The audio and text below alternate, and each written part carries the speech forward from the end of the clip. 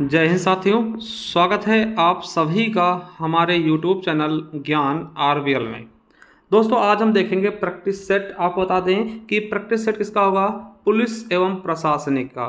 ठीक है, पुलिस एवं प्रशासनिक व्यवस्था का हम दोस्तों प्रैक्टिस सेट देखने वाले हैं। इसमें हम पूरे जो प्रीवियस ईयर क्वेश्चन आए हैं आपके एग्जाम में उनके बारे में देखेंगे। ठीक है, तो दोस्तों इसको हम शुरू करते हैं। उसके पहले आपको बता दूं कि मेरे साथियों, अगर आप पहली बार में चले जाइए हमारे प्लेलिस्ट में, वहाँ देखिए आपको मिल जाएगा जीके एंड जीएस रिवीजन के नाम से। यहाँ पे आप जीके जीएस रिवीजन कर सकते हैं। इसके अलावा हिंदी शो बना दिया, ये देखिए ये प्रैक्टिस सेट। यहाँ पे जाइएगा, आपको लगभग दोस्तों हर लेसन के टॉपिक वाइज प्रैक्टिस सेट मिल जाएंगे। ठीक है, इसका करंट अफेयर हमने पढ़ाया हुआ है, पॉलिटी मिल जाएगी। और ये दोस्तों स्टैटिक जीके 2.0 की हमारी प्लेलिस्ट है। यहाँ पर जाकर के दोस्तों आप स्टैटिक जीके के 23 वीडियो में पूरा स्ट्रेटेजी का हमने कवर कराया दोस्तों। अभी भी आपके सब पास समय है, जाकर के देख सकते हैं पुलिस परीक्षा के पहले। ठीक, और भी चीज़ें इतिहास वगैरह हमने पढ़ाया है। और दोस्तों जिनको चाहिए हमारी पीडीएफ वगैरह, ठीक, ई बुक हमारी चाहिए पीडीएफ के रूप में, वो हमारे ज्ञान आरबीएल ऐप पर चले जाइए। देखिए ज्ञान आरबीएल ऐप पे जैसे आते हैं दोस्तों, ई बुक वाले कॉलम में जाइए और ई बुक्स वाले कॉलम में जैसे ही जाएंगे दोस्तों, देखिए भारतीय संविधान हो गया, भारतीय भूगोल हो गया संपूर्ण, ठीक, और भारतीय इतिहास हो गया। मात्र 50 रुपये में इसकी ई बुक्स वगैरह आपको मिल जाएंगे। और दोस्तों ये हमारा स्टैटिक जीके का है ई बुक, ठीक है, 99 रुपीज़ पूरा अपडेटेड दोस्तों लेटेस्ट वर्जन टाइप से आपको मिल जाएगा 99 रुपये में। मात्र ज्ञान आरबीएल ऐप पे जाकर के ले सकते हैं। इसका हम लिंक भी नीचे डिस्क्रिप्शन में दे देंगे। इसके अलावा दोस्तों 25 रुपये आपको करंट अफेयर मिल जाएगी, तो जाकर के देख सकते हैं। और दोस्तों ये है आपके उत्तर प्रदेश स्पेशल की ई बुक, ये ले सकते हैं। और इसके अलावा दोस्तों हमारा कंप्यूटर बैच है 199 रुपये में यूपी SSSC के एग्जाम्स के लिए। और ये सफलता 2.0 बैच है मात्र 399 रुपीज़ में। चलिए शुरू करते हैं वीडियो को। चलिए साथियों, तो दोस्तों आपको बता दें ये यूथ पब्लिकेशन की दोस्तों ये है। ठीक, इससे हम देखेंगे जो आपके प्रीवियस ईयर क्वेश्चन पूछे गए बहुत ही शानदार तरीके से। तो चलिए दोस्तों शुरू करते हैं। देखिए इससे बहुत ही शानदार तरीके से क्वेश्चन आपके पूछे गए, सब कुछ हम आपको इसमें बताने वाले हैं। तो हमारा जो टॉपिक है पुलिस एवं प्रशासनिक व्यवस्था, चलिए देखते हैं।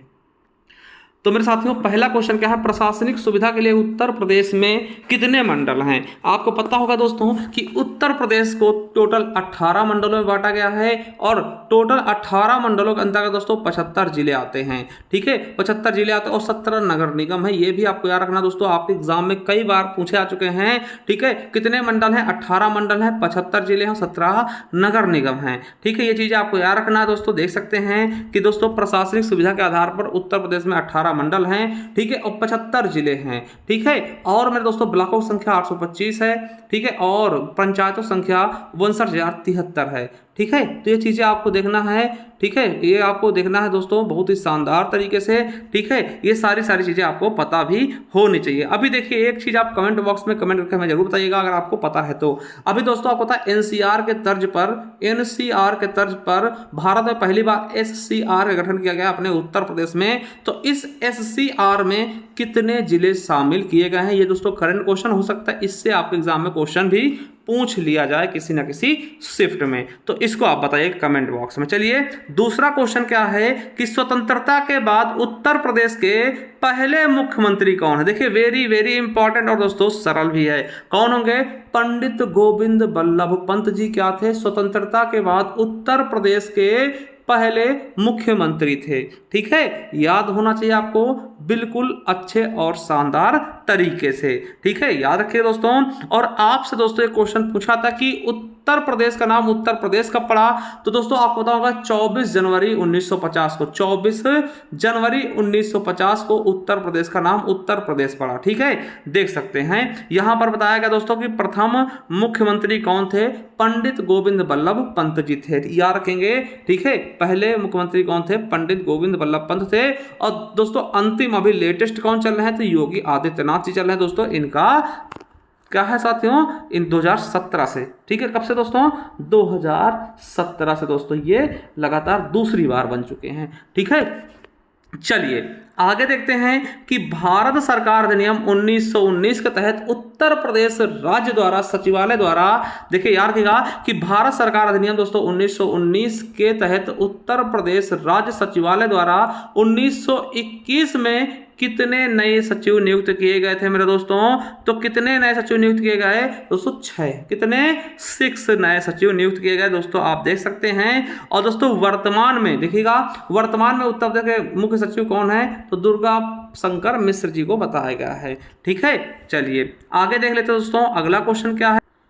साथ ही देखिए यूपीएससी में पूछा क्वेश्चन है, देखिएगा अगला क्वेश्चन है कि उत्तर प्रदेश राजस्व कोड निम्नलिखित में से किस वर्ष दोस्तों स्थापित किया गया। मेरे दोस्तों 2006 में उत्तर प्रदेश राजस्व कोड को स्थापित किया गया, यूपीएससी में पूछा जा चुका है। और देखिए यहीं पर याद रख लेंगे जो राजस्व कोड 2006 है इसमें 16 अध्याय हैं। 16 अध्याय के अंतर्गत दोस्तों 234 धाराएं भी हैं और 4 अनुसूचियों में बांटा गया। जैसे आप संविधान देखते हैं, ठीक है, उसी प्रकार से आपको संविधान में दोस्तों 395 जैसे अनुच्छेद हैं उसको धारा बोलते हैं, ठीक है, 22 भाग हैं, इनको आप अध्याय बोल सकते हैं, ठीक है। और दोस्तों जो आपकी 12 अनुसूचियां हैं उनको आप अनुसूचियां बोलेंगे। इस तरीके से यहाँ 4 हैं, ठीक है। चलिए अगला, स्वतंत्रता के बाद उत्तर प्रदेश के या की पहले या पहली राज्यपाल कौन थे मेरे दोस्तों? तो आपको पता होगा श्रीमती सरोजिनी नायडू जी दोस्तों। और ये दोस्तों पूरे भारत में पहली महिला राज्यपाल बनी थी, मतलब पूरे भारत के किसी भी राज्य की पहली महिला राज्यपाल कौन बनी थी दोस्तों? तो श्रीमती सरोजिनी नायडू जी। यानी उत्तर प्रदेश दोस्तों पहली महिला राज्यपाल देने वाला भी राज्य बना था, ठीक है। और पहली महिला मुख्यमंत्री देने वाला भी राज्य उत्तर प्रदेश ही बना था, अपने यूपी से ही पहली महिला राज्यपाल और पहली महिला मुख्यमंत्री जी भी निकली थी, ठीक है। सरोजिनी नायडू क्या थी? ये पहली महिला राज्यपाल थी, ठीक है, याद रखेंगे, वेरी वेरी इंपॉर्टेंट, ठीक है। देखिए ये चीजें आपसे पूछी जाती हैं। और तो पहली महिला मुख्यमंत्री बोले था, सो आप बताते किसको दोस्तों? तो बताते सुचित्रा कृपलानी को, ठीक है। चलिए आगे दोस्तों देखते हैं। देखिए इनको दोस्तों आप बता दें, जो हमारे दोस्तों ये राज्यपाल थी पहली सरोजिनी नायडू, इनके बारे में अगर आप देखेंगे तो दोस्तों 1925 में इन्होंने कानपुर अधिवेशन की अध्यक्षता भी की थी, ठीक है। और याद रखिएगा, और ये राष्ट्रीय कांग्रेस की पहली महिला अध्यक्षा भी बनी थी ना। और 1925 में इन्होंने क्या कहता कानपुर अधिवेशन में अध्यक्षता भी की थी और इन्हें भारत की कोकिल की उपाधि भी दी थी। किसने? महात्मा गांधी ने इन्हें भारत की कोकिल की उपाधि दी थी, ठीक है। चलिए अगले क्वेश्चन तरफ बढ़ते हैं। प्रशासनिक सुविधा के लिए उत्तर प्रदेश के कितने विकास खंड में बांटा गया दोस्तों? तो ये देखिए आपके एग्जाम में पूछा जा चुका है। तो कितने विकास खंड में दोस्तों 2021 में पूछा गया, उसमें दोस्तों 822 विकास खंड थे, ठीक है, प्रशासनिक सुविधा के आधार पे। अब देखिए यही दोस्तों बात कर लेते हैं। देखिए उस समय 822 थे, मगर दोस्तों इनकी संख्या वर्तमान में दोस्तों बढ़ाकर 825 कर दी गई है, याद रखेंगे दोस्तों, यानी कि 3 और बढ़ गए हैं, ठीक है। इन चीजों को आपको याद रखना है बहुत ही शानदार तरीके से, ठीक है। आप देख सकते हैं कि वर्तमान में बात कर ले तो कुल 18 मंडल हैं, 75 जिले हैं और 825 ब्लॉक है दोस्तों। उस समय कितने थे? 822 थे, यानी वर्तमान में कितने? 825 हो जाएंगे। चलिए आगे देखते हैं कि कानूनी सूक्ति नेसेसिटास पब्लिका मेजर एक्ट काम प्राइवेटा का अर्थ क्या होता है मेरे दोस्तों? तो इसके ऑप्शंस आपको बताते हैं। तो मेरे दोस्तों उसका अर्थ क्या होता है? सार्वजनिक आवश्यकता निजी आवश्यकता से अधिक महत्वपूर्ण है। आपका सी ऑप्शन बिल्कुल और बिल्कुल राइट हो जाएगा मेरे दोस्तों। यानी कानूनी सूक्ति नेसेसिटास पब्लिका मेजर एक्ट काम प्राइवेटा एक लैटिन कानूनी शब्द है जिसका अर्थ होता है सार्वजनिक आवश्यकता निजी आवश्यकता से अधिक महत्वपूर्ण है, ठीक है। चलिए आगे देखते हैं कि पुलिस द्वारा तैयार किए जाने वाले लिखित दस्तावेज FIR का फुल फॉर्म क्या होता है दोस्तों? यानी कि पूरा नाम क्या होता है? FIR आपने सुना होगा कि हम स्टेशन में जाके पुलिस स्टेशन में जाके FIR लिखवा देंगे, यानी फर्स्ट इंफॉर्मेशन रिपोर्ट होता है। देखिए यूपीएससी में पूछा गया, फर्स्ट इंफॉर्मेशन रिपोर्ट होता है, याद रखिएगा, आपका वेरी वेरी इंपॉर्टेंट, ठीक है, याद रखेंगे। देखिए FIR का फुल फॉर्म क्या होता है? First information report. यह एक लिखित दस्तावेज है जो पुलिस द्वारा तब तैयार किया जाता है जब उसे किसी संज्ञेय अपराध के बारे में सूचना प्राप्त हुआ हो, ठीक है। चलिए अगला, किसी जिले के भू राजस्व प्रशासन का प्रभारी मुख्य अधिकारी कौन होता है दोस्तों? तो दोस्तों कौन होगा मुख्य अधिकारी? आपको पता होगा जिला कलेक्टर, ठीक है। जिला कलेक्टर को दोस्तों हम क्या बोलते हैं? डीएम बोलते हैं ना, कलेक्टर साहिबा। यानी वो देखिए जब भू राजस्व वसूली करती हैं तब वो दोस्तों कलेक्टर कहलाती हैं, और जब प्रशासन संबंधी कामों करते हैं तब इनको हम डीएम कहते हैं, ठीक है। आपको पता होगा कि सबसे नीचे दोस्तों कौन होते हैं? लेखपाल होते हैं। लेखपाल होते हैं राजस्व के मामले में। इनसे पहले दोस्तों क्या होते थे? आमीन होते थे। लेखपाल के बाद कानूनगो हो जाएंगे, कानूनगो के बाद दोस्तों क्या होंगे? तहसीलदार होंगे, नायब तहसीलदार होंगे, तहसीलदार होंगे, फिर दोस्तों SDM होगा, फिर उसके बाद ऊपर डीएम होगा, ठीक है। तो दोस्तों ये होती है भू राजस्व प्रणाली, ठीक है। राजस्व को इकट्ठा करने वाला सबसे बड़ा अधिकारी जिला अधिकारी होता है, यानी कि कलेक्टर साहब होते हैं, ठीक है। चलिए आगे देखते हैं। 10वां क्वेश्चन क्या है कि स्पेस है तालुका स्तर पर उसके साथ पंजीकृत प्रत्येक दस्तावेज की प्रतियों को रखता है दोस्तों। तो कौन रखेगा, यानी जो तालुका स्तर होता है वहां पर दोस्तों अगर उसके साथ पंजीकृत प्रत्येक दस्तावेजों को कौन दोस्तों उनके प्रतियों को कौन रखता है, ये आपसे क्वेश्चन पूछा गया। देखिए यूपीएसआई 2021 में पूछ लिया गया, ठीक है। तो कौन रखता है ये आपको बताना है। तो साथियों कौन रखता है, तो दोस्तों कौन रखता है, उप पंजीयक। कौन रखेगा, उप पंजीयक। दोस्तों ये आपके यूपीएसआई 2021 में पूछा गया क्वेश्चन भी है। चलिए अगला क्वेश्चन है, तहसीलदार के पास की शक्तियां होती है। तहसीलदार के पास दोस्तों कौन कौन सी शक्तियां होती हैं ये आपको बताना है। पहला है कि ए नंबर संबंधित गांव की अडंगल पहानी प्रतिष्ठियों है ना प्रविष्टियों को सत्यापित करना और जांचना, ये भी दोस्तों अधिकार होता है उसके, ठीक है। दूसरा, स्थानीय तौर पर जानकारी हासिल करना कि क्या फसलें अडंगल पहानी के अनुसार उगाई जाती हैं, दोस्तों ये भी बिल्कुल सही है। तीसरा है अनाधिकृत अतिक्रमण और सरकारी जल के अनियमित उपयोग के लिए है ना के सभी मामलों का निरीक्षण करना, दोस्तों यानी कि ये भी सही है। यानी कि आपके ए बी सी तीनों सही हो जाएंगे, यानी डी नंबर आपका बिल्कुल सही होगा। आपको पता होना चाहिए दोस्तों कि 28 राज्य हैं और प्रत्येक राज्य के कई जिले होते हैं और सभी जिलों की संख्या अलग अलग होती है और प्रत्येक जिलों को कई तहसीलों में आता है और प्रत्येक तहसील का एक प्रभारी होता है जिसे हम तहसीलदार कहते हैं, ठीक है।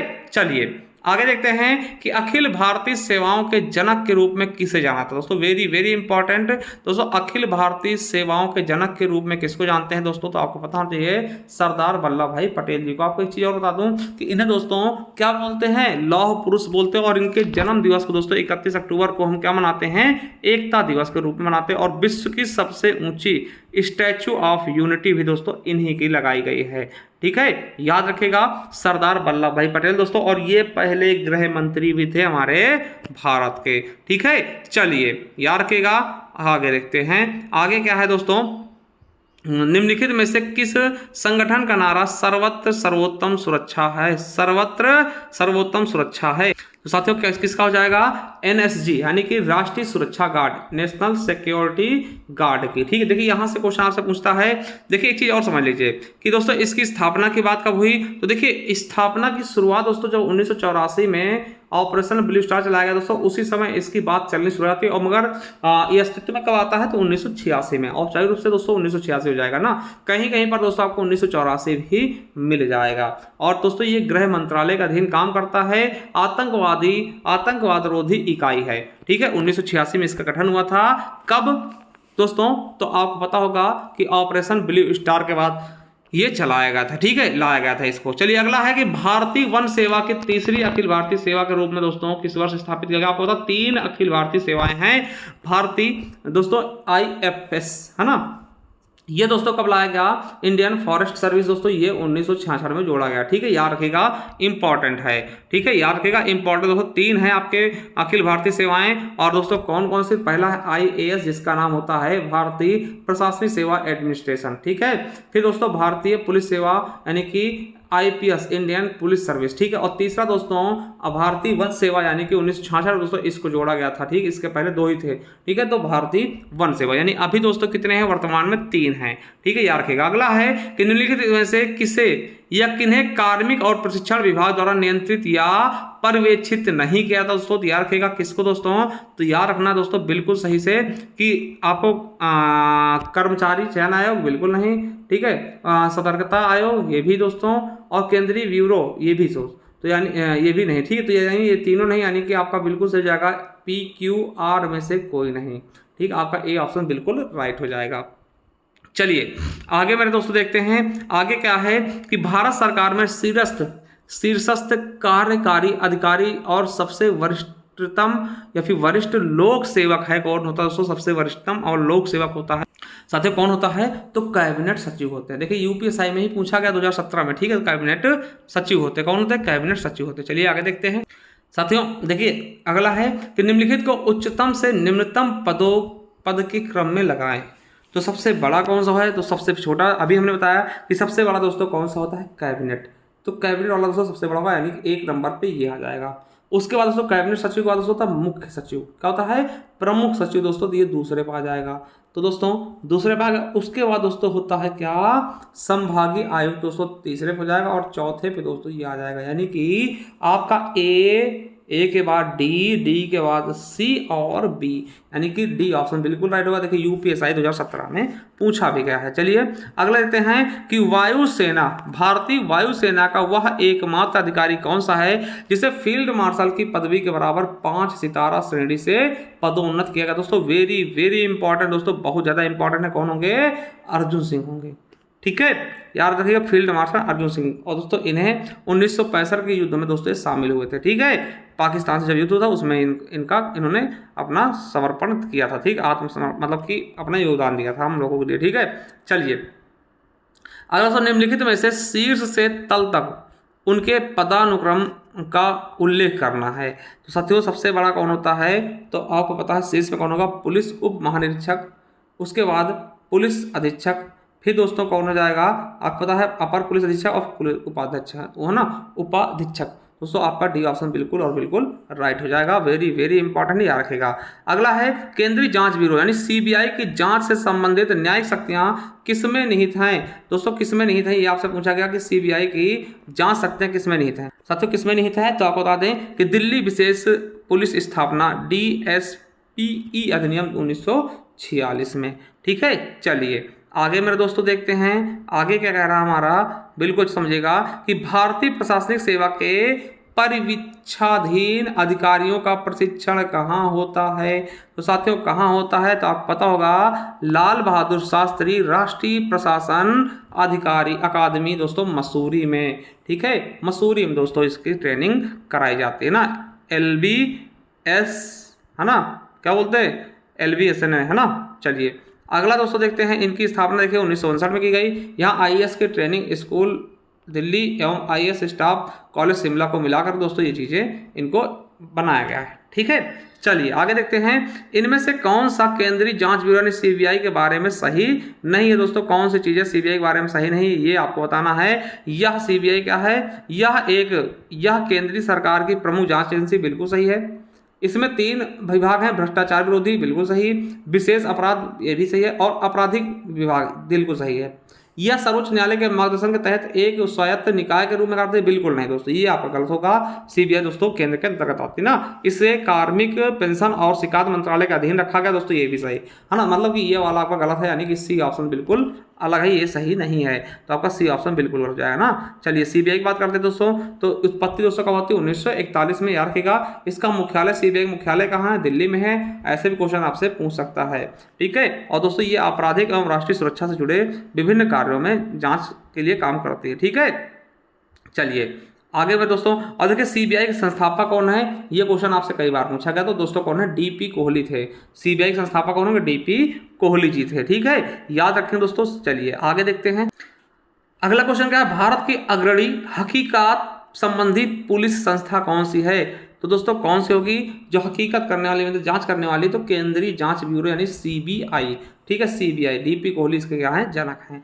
चलिए अगला क्वेश्चन क्या है कि केंद्रीय जांच ब्यूरो का दोस्तों संस्थापक निदेशक कौन? दोस्तों अभी मैंने बताया कौन है। देखिए यूपीएससी में पूछा भी गया, तो डीपी कोहली का हो जाएंगे दोस्तों सीबीआई के संस्थापक या निदेशक। ठीक है, चलिए अगला है निम्नलिखित में से कौन सा विकल्प केंद्रीय सतर्कता आयोग यानी कि CVC सेंट्रल विजिलेंस कमीशन, ठीक हो सकता है इसका फुल फॉर्म पूछे CVC का। ठीक, सेंट्रल विजिलेंस कमीशन। ठीक है, सीबीआई के बारे में सच नहीं है दोस्तों, CVC के बारे में सच नहीं है दोस्तों, ये पूछा गया है। तो दोस्तों कौन सा सच नहीं है? तो दोस्तों देखिए CVC केंद्रीय और राज्य स्तर तक पर सरकारी अधिकारियों के खिलाफ शिकायतों की जांच कर सकते हो। दोस्तों यही आपका सही नहीं है। बाकी दोस्तों सबके सब क्या हैं? सही हैं। ठीक है, चलिए ये आपका गलत है। चलिए आगे दोस्तों देखते हैं कि नौकरशाही प्रणाली के अंतर्गत काम करने वाले लोगों की वो अभ्युक्तियां, उक्तियां और सिफारिशें जो फाइलों में लिखी जाती हैं और इन्हीं वजह से सरकारी गतिविधियां सक्रिय होती, उन्हें क्या बोलते हैं मेरे दोस्तों? क्या कहा जाता है? उन्हें दोस्तों ज्ञापन कहते हैं ना। कहते हैं ज्ञापन दे दिया गया ना, तो ज्ञापन बोलते ही आपके यूपीएसआई में पूछा जा चुका है क्वेश्चन। चलिए दोस्तों आपने 26 नंबर देख लिया। चलिए अगला देखते हैं। 27 नंबर क्या कह रहा है हमारा क्वेश्चन कि भारतीय पुलिस सेवा आईपीएस के लिए संवर्ग नियंत्रित करने वाला प्राधिकरण कौन सा है मेरे दोस्तों? तो कौन सा हो जाएगा?